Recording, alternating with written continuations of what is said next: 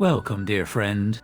Tonight, we open the door to the world of Hafez, where love and longing intertwine with the mysteries of life and the soul's deepest yearning. Let us enter this space of tender enchantment, where every word is a gentle touch upon the heart. No one remains untouched by those two strands of hair, the delicate, dark coils that seem to weave a silent spell around every soul. There's a quiet magnetism here, a soft trap we all willingly fall into, surrendering to their quiet power. And yet, who truly escapes the snares life sets, those sudden trials and quiet moments of pain that greet every traveler? We each stumble into suffering, an invisible web woven by fate's hand, reminding us how fragile our journey truly is. But then your eyes appear, stealing hearts even from those who hide in shadow. It's a tender theft, a gentle reaching into the places we rarely show, touching even the loneliest corners with a light that no darkness can hold back. To walk beside you, to share your path, is no sin. Rather, it is a kind of sacred innocence. In your presence there is no blame, only the quiet defiance of closeness itself. Your face, could it be anything but a mirror of divine grace? It shines with a celestial kindness, a reflection of something holy that breathes through every line and curve. And truly, there is no deceit in that face. What you offer is pure and real, a truth without disguise, a radiant sincerity that heals. Even the Narcissus, delicate and shy, longs to learn from the pattern of your eyes. They hold a secret charm that outshines nature's own creations. Yet, there is sorrow in those who know nothing in their hearts and lack the modesty that gives eyes their depth. It is a quiet loneliness, like an emptiness where warmth should be, a melancholy whisper lost in the cold.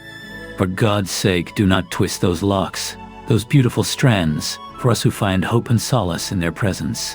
This plea is wrapped in reverence, a tender call to preserve the fragile beauty that sustains weary hearts. Every night brings 100 cries, raw and fierce, carried on the eastern breeze. It is the soul's restless conversation with longing, an endless symphony of despair and hope intertwined. Return, beloved, for without your face, O you who are the enlightening candle of my heart, everything grows cold and shadowed, the world's joy dimmed in your absence. In gatherings of companions without that bright presence, no light or purity remains, and even friendship feels hollow. Compassion for strangers grows from the remembrance of beauty, from kind thoughts rooted deep within us. It's a gentle truth that love and care arise from the grace of memory and the softness of the heart. Beloved, is this not the rule in your city too? A quiet challenge lingers in this question, inviting us to look within and consider what governs the soul's home. Yesterday I spoke to you, O idol, renew your vow, clinging to hope, longing for promises to be reborn. But your voice replied with a bitter sorrow. In this age, faithfulness to vows is no longer found. That sharp truth cuts through the fragile hope like a cold wind, a reminder of trust betrayed and love's exile. Yet, whether the old mystic or the new guide leads the way, does it truly matter? The heart's true teacher lies beyond such labels, something deeper and timeless. Every secret held within our minds comes from God.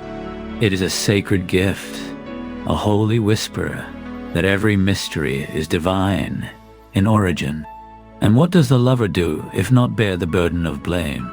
Love is never free from suffering. It demands courage to carry reproach and sorrow with an open heart. No brave soul can shield themselves from destiny's arrows, fierce and unyielding, as life's fragile dance unfolds. In the quiet hermitage of the ascetic, in the mystical solitude of the seeker, there is no sanctuary for prayer but the arch of your brow. Your very form becomes a sacred altar, a refuge for every whispered hope and longing. And so I call to the harp, plunge deep into the heart's blood of Hafiz, the instrument of passion and pain intertwine. Does not your thought arise from the zeal of the Quran and God? A fervent reminder that our deepest inspiration comes from devotion and faith, from the sacred fire that kindles the soul. Stay with this feeling a while, the gentle ache of longing, the fragile beauty of truth, the ever-present light that glimmers through shadow. When you are ready, I invite you to return again, to journey once more into the tender world of Hafez's words, where every poem is a quiet prayer spoken softly to the heart.